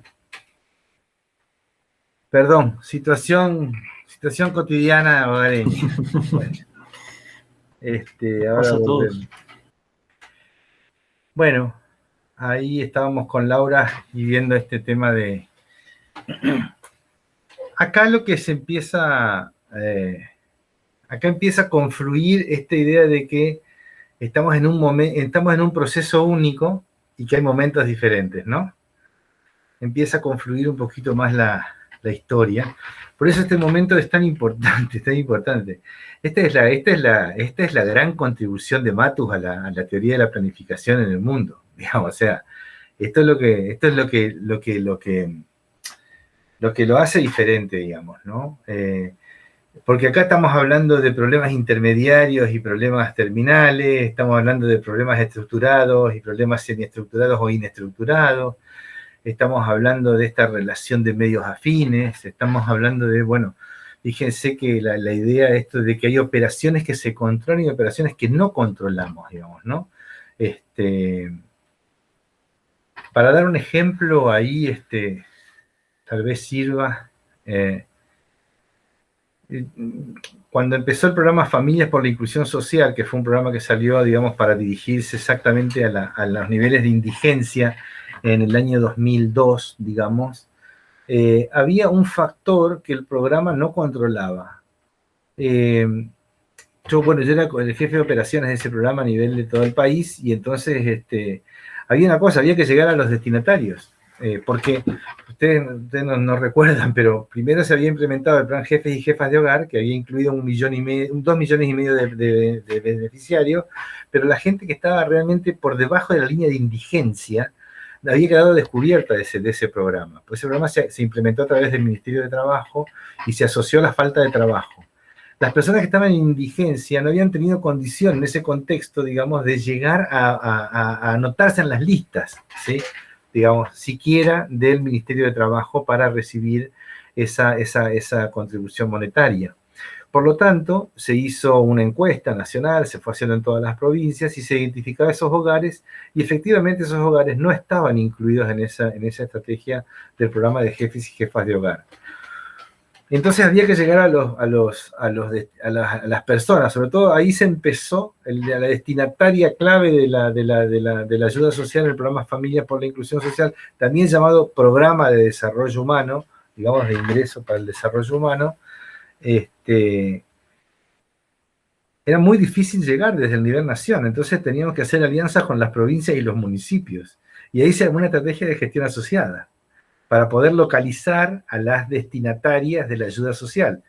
Lo que nosotros organizábamos en cada una de las provincias, y de lo que se trabajó en los grandes aglomerados urbanos primero, después se extendió, digamos, pero en la primera etapa, el primer año y medio, se trabajó con 97 municipios en 17 provincias que eran los grandes aglomerados urbanos. Entonces se armó una estrategia de gestión asociada y se hacían convenios con la provincia y con el municipio, con los municipios para armar estrategias, digamos, conjuntamente con personal municipal y con beneficiarios del programa de Jefas y Jefas de Hogar para llegar en un operativo que recorría calle por calle la ciudad, llegando a los más recónditos lugares donde estaban domiciliadas las mujeres que estaban con niños y que estaban por debajo de la línea de indigencia. O sea, nosotros teníamos una operación que controlábamos, que era la posibilidad de pagar, pero teníamos una operación que no controlábamos, que era la necesidad de identificar esas familias y esos hogares, ¿entiende el ejemplo? Entonces, en ese sentido, tuvimos que desarrollar una estrategia asociativa. Una estrategia asociativa fue considerar digamos, la situación de la provincia y de los municipios. Por supuesto que ellos tenían, digamos, eso nosotros no lo controlábamos como programa, era una operación que no controlábamos y que precisábamos de la colaboración de esos agentes para poder identificar a las mujeres, de las cuales teníamos el listado con nombre, apellido y documento y dirección, ¿sí? Pero desde un programa que tenía 30 personas acá en el Ministerio de Desarrollo Social, era imposible identificar 250.000 familias, digamos, que estaban en 17 provincias diferentes. Entonces, esa fue una estrategia de gestión asociada que sirvió para no solamente identificar a las personas en territorio, entregarles un ticket que después iban al Banco Nación y empezaban a cobrar, digamos, la ayuda social, sino también para gestionar el primer año y medio del programa. Luego se fue transformando y terminó quedando en otra cosa, y Rubén también trabajó en ese programa un poco más adelante, me parece, ¿no? Pero bueno, ahí ya fue cuando se fue extendiendo un poquito la cosa. Fíjense, una consulta, capaz que no tiene nada que ver, pero ¿cómo haces para darte cuenta que no estás llegando a la población objetivo a la que querés llegar? Porque vos decís que te estaba faltando gente y que salieron a buscarla. ¿Cómo hiciste ese relevamiento? No, claro, salimos a buscarla porque teníamos una lista, digamos, ¿no? Primero porque sabíamos que en la mitad de la crisis, en el 2000, fines del 2001, 2002, se armaron listas con consejos. Ahí también había un consejo consultivo local, digamos, ¿no?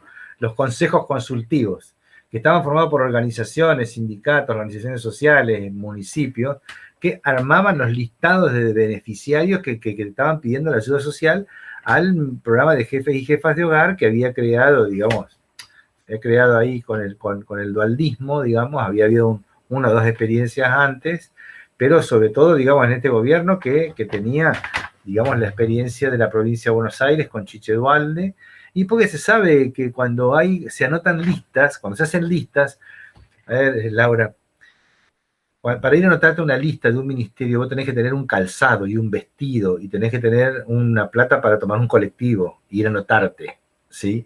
Hay gente que no tiene ni la zapatilla, ni la hojota, ni el vestido, ni la plata para salir de su rancho y ir a anotarse, ¿sí? Entonces, nosotros sabíamos perfectamente que había un sector de la población que no había podido anotarse en esas listas, ¿sí? Esas listas las aprovechó rápidamente la clase media baja, que además era del 50 y pico % de las familias que estaban bajo la línea de pobreza en esa época, ¿ok? Entonces sabíamos perfectamente que había un sector, ¿sí? Y aparte ahí hablábamos con los intendentes. Y aparte vos conocés, cuando vos empezás a conocer el territorio, tanto otra palabra, ¿no? Que ahora se habla, ¿no?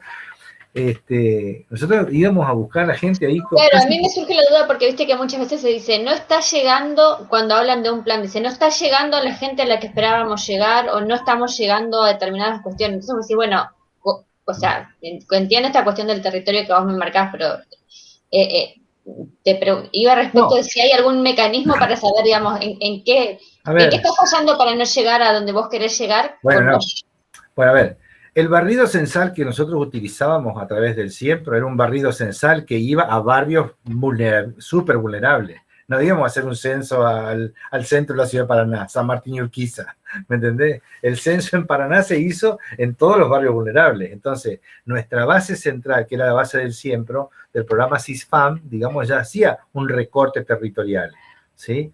Que era a los sectores más vulnerables. Luego se armaba el índice de desarrollo humano. Con el índice de desarrollo humano se calculaba el ingreso de la familia y se hacía un corte. De acá para abajo, con este índice de desarrollo humano, no era solamente canasta alimentaria, ¿sí? Era un índice de desarrollo humano. De ahí para abajo se armaba una lista. Esa lista se cruzaba con los registros. Porque esto es re fácil, Laura. No hay ningún misterio, ¿sabes? No hay ningún misterio. Cuando no se hace, porque no se quiere hacer, ¿sí?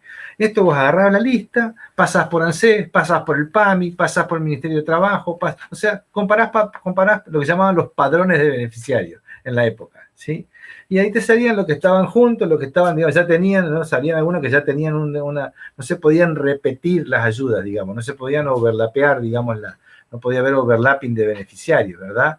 Entonces no queríamos, ahí tenías errores de inclusión y errores de exclusión. A lo mejor le estábamos tratando de dar una ayuda social desde el programa Familias, digamos, a alguien que ya tenía una asignación una asignación monetaria por el programa Jefes y Jefas o porque tenía una pensión no contributiva, ¿sí? Pero entonces nosotros identificamos esos errores de inclusión y de exclusión. Todo eso hablado uno por uno y operado con agentes locales territoriales, ¿sí? Que era, digamos, básicamente no podía durar ese operativo más de una semana. Con lo cual, uno llegaba, digamos, a un municipio para identificar. En Jujuy, 3.000 beneficiarios, que fue el primero. En 2 días identificamos a 2.500.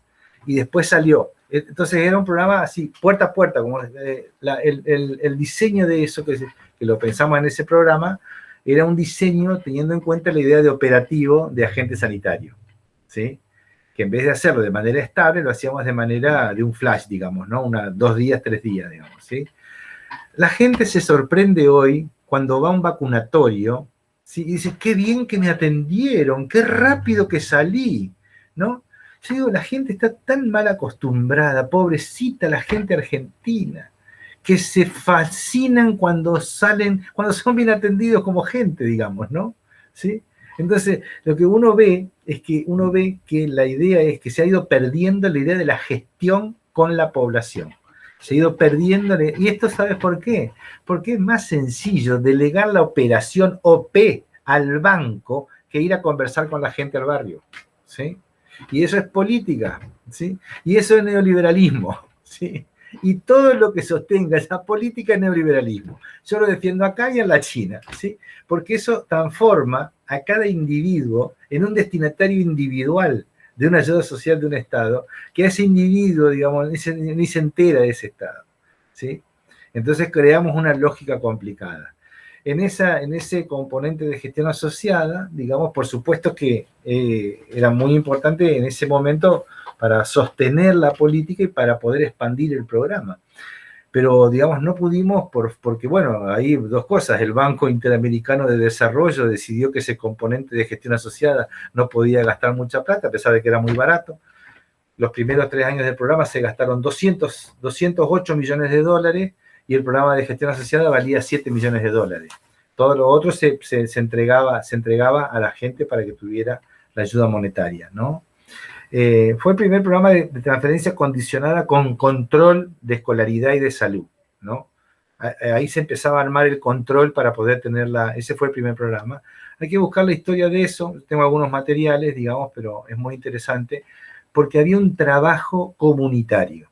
Había un trabajo comunitario. Los municipios estaban en ese contexto. Bueno, luego también cambió la situación general, ¿verdad? Cambió la situación, o sea, la economía se reactivó, salimos de abajo del pozo, la economía se reactivó, empezó a haber trabajo, la gente empezó a salir de la pobreza a partir de la inserción laboral, es decir, por suerte, digamos, ¿no? Mejoró 2004, 5, 6, 7, hasta el 8, que ahí sonamos, digamos, ¿no? Porque en el 8 ya otra vez, para abajo, digamos, pero más lento. Entonces, estamos hablando de estrategia, ¿sí? Y fíjate que estamos hablando de operaciones, ¿no?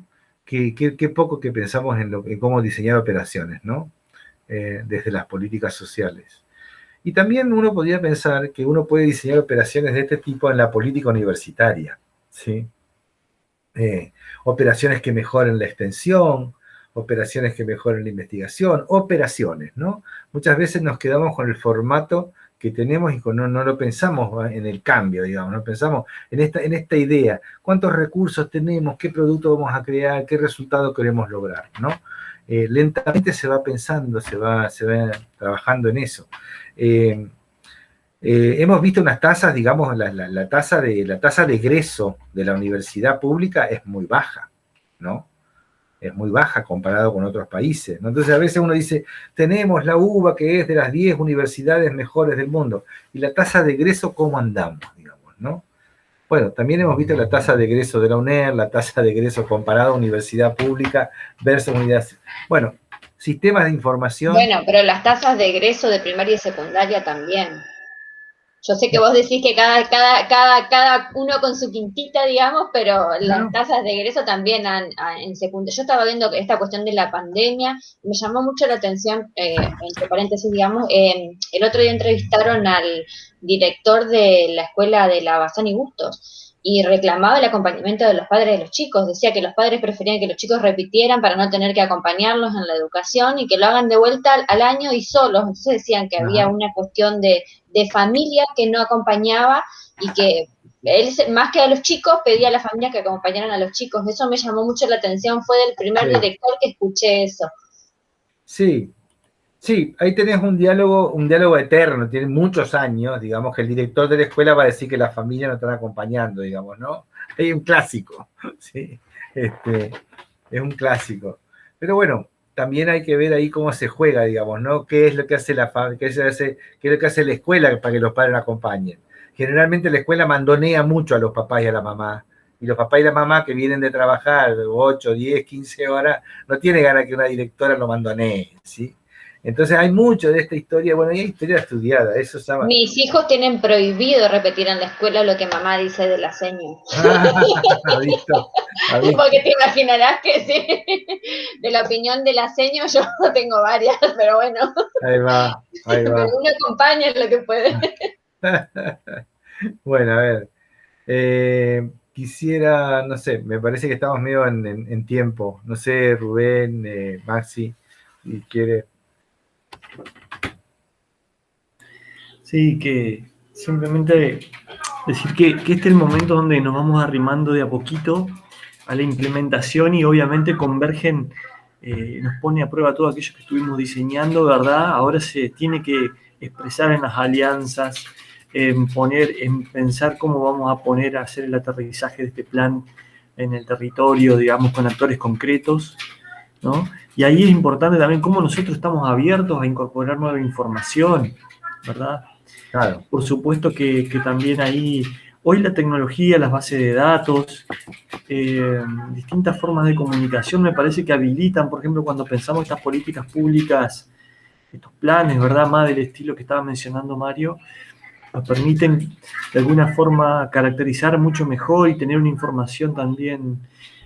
Hoy hay mucho más comunicación entre los cruces de base de datos de ANSES, de, por ejemplo, registro civil, no sé, estoy diciendo las que tienen que ver con que identifican sujetos y personas concretas, ¿verdad? Individuos con un número de DNI, a partir de allí, base de datos impresionante que el gobierno cuenta, obviamente, o los gobiernos cuentan o pueden acceder o comprar, y ni hablar para hacer estudios también, ¿verdad? Para las direcciones de estadística de las provincias, por ejemplo, se les pueden pedir cruces específicos de datos, y allí mucho software que también uno puede aprender a usar para, como vos bien decías, buscar y conocer mejor la población destinataria de un plan. Del Familia, solo acortar que recuerdo ese tiempo que yo coordiné acá en la provincia ese plan que Mario a su vez trabajó en nivel central, digamos, del ministerio.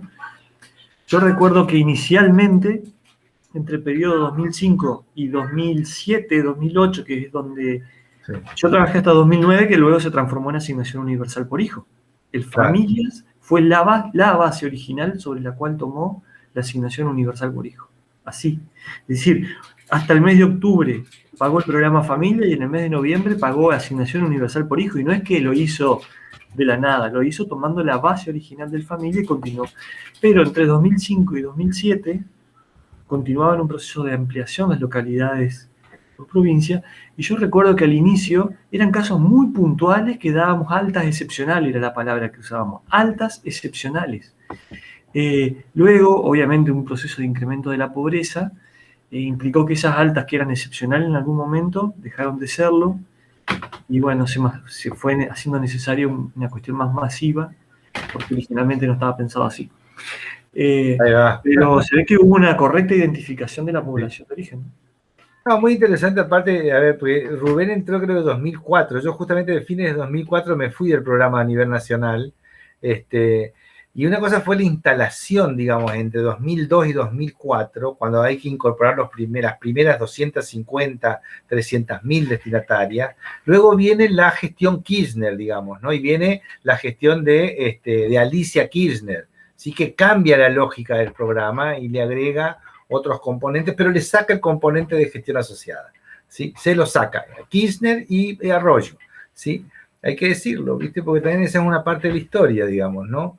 Y ahí Rubén es la ampliación, digamos, ya no eran solamente las capitales, sino que se va también al interior de las provincias, ahí se llama una cosa más extendida territorialmente, ¿no es cierto? Entonces cambia la lógica de identificación del programa y también la identificación, porque ahí el gobierno de Néstor lo que dice es vamos a pasar las mujeres al desarrollo social y a los hombres los vamos a dedicar al trabajo, ¿sí? Entonces ahí fue una cosa muy fuerte de que se cambió la lógica de la asignación monetaria, y con esa estrategia cambiaron las operaciones, ¿sí? La clase de hoy, a ver, empezamos a trabajar de estrategia para tratar de cerrar. Si a ustedes les parece, no sé, Rubén, si tenés algún comentario más sobre la experiencia. Yo tengo un comentario, Mario. Sí, por favor. Ilustrativo simplemente, pero a la vez quiero provocar también y disparar preguntas y reflexiones. Estamos hablando hoy de las operaciones que hacen posible, a partir de una secuencia, digamos, que hacen posible o que buscan hacer posible provocar determinadas intervenciones en pos de determinados resultados públicos. Y recién Rubén y Mario recuperaban a partir de su experiencia, digamos, la capacidad institucional del Estado, principalmente nacional, puesta a disposición, digamos, del desarrollo de la política social en distintos momentos de la historia. La reflexión tiene que ver con este periodo que estamos transitando, en donde no solo por la pandemia, pero sí la pandemia ha agravado las condiciones estructurales de desigualdad y pobreza persistente en la Argentina, nos debería obligar, digamos, a estar repensando un Estado en donde las capacidades se amplíen, donde se recupere cierta capacidad que se ha perdido de gestión. Estoy hablando de las operaciones básicas, no estoy hablando de nada, no estoy pensando en la complejidad. Digo, lo que vimos el año pasado, ¿no? Cuando nos encontramos de repente que los bancos no podían ordenar un sistema de pagos que implicara que no se aglomeraran los abuelos, ¿no? O que los abuelos y las abuelas no tengan que salir de la casa, ¿no? Digo, como para ir pensando en la complejidad de este momento tan delicado, pero a la vez también provocarlos y provocarlas a ustedes como futuros politólogos y politólogas a que, digamos, entiendan que ahí está en buena medida el aporte que vamos a hacer desde la especificidad profesional y disciplinar. Porque si no terminamos hablando de más de lo mismo. Y justo me tocó el otro día, me tuve que ir a un banco, porque tengo un tío que tuvo una ACV que tiene 53 años, es relativamente joven todavía, pero bueno, debido a su ACV, logró tramitar después de mucho devenir la pensión no contributiva. Entonces, claro, él me dice, mirá, me sale el trámite favorable en la página del ANSES, pero no sé a dónde tengo que preguntar. Entonces, bueno, hice la averiguación, me dice, mirá, lo tiene favorable, está asignado a la boca de pago del Banco Santander de 5 esquinas. Bueno, me dice, averiguame cuándo tengo que ir a cobrar y si tengo que sacar turno, ¿no? Vieron que ahora todo es por turno. Entonces, bueno, yo me acerco al banco justamente a preguntar, y lo primero, o sea, yo encima iba, y ese día estaba de trajecito, qué sé yo, o sea, estaba así como, parecía un lady. Bueno, me paro en la puerta, saludo al guardia y me dice, buenos días. Le explico esto mismo que les acabo de decir y me dice, sí. ¿Quién le dio la información de que tiene que cobrar en este banco? Porque hay 3 sucursales en Paraná. O sea, ¡pum! ¿Vieron? La primera barrera a una cuestión muy concreta que tiene que garantizar y efectivizar un derecho.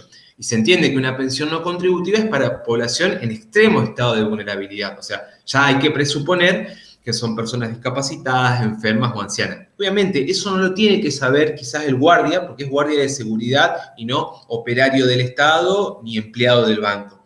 Pero en términos de, digamos, la prestación del servicio y las operaciones lógicas, sí termina cumpliendo una función clave, y es lo que he dicho otras veces en esta misma clase, de lo que pasa, por ejemplo, con los gobiernos municipales, que al ser el primer mostrador, digamos, son los que reciben muchas veces las demandas de la ciudadanía.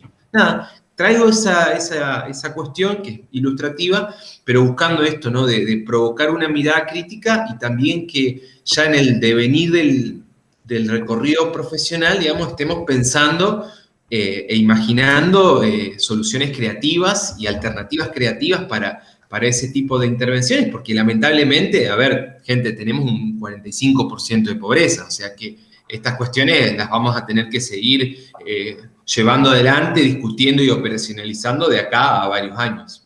Maxi, te hago un comentario, doña Rosa. En el banco, viste que los jubilados también, en el mismo tenor, a los jubilados los mandan a cobrar al banco de calle La Rioja, al Versa de La Rioja. La fila para que los ayuden a manejar el cajero sale hasta media cuadra. Y el que los ayuda no es personal ni provincial ni municipal, es el seguridad del banco. Él es el que les va diciendo. A mí me llama mucho la atención. Todos los viejitos esperan el que el seguridad del banco les indique cómo tienen que hacer, porque antes por lo menos había un versita, diría mi marido, a alguien que hacía una pasantía y lo ponían a ayudar. Ahora ya directamente el guardia de seguridad cumple con todas las funciones, seguro por el mismo sueldo. Bueno, muy bien. A ver, lo que estuvimos haciendo fue tomar el concepto de estrategia y tratar de destriparlo un poco, descomponerlo un poquito, y fuimos haciendo algunos ejemplos, ¿verdad? No es fácil entender esto. Yo quisiera que, bueno, que todos y todas ustedes verifiquen el nivel de complejidad del tema del momento estratégico y del momento de construcción de viabilidad. Y nosotros vamos a recibir de muy buen talante que ustedes elijan este tema para trabajar en el examen final, ¿sí? Porque la verdad es que estarían agregando un plus a un montón de cosas que ya saben, y de esto se sabe poco.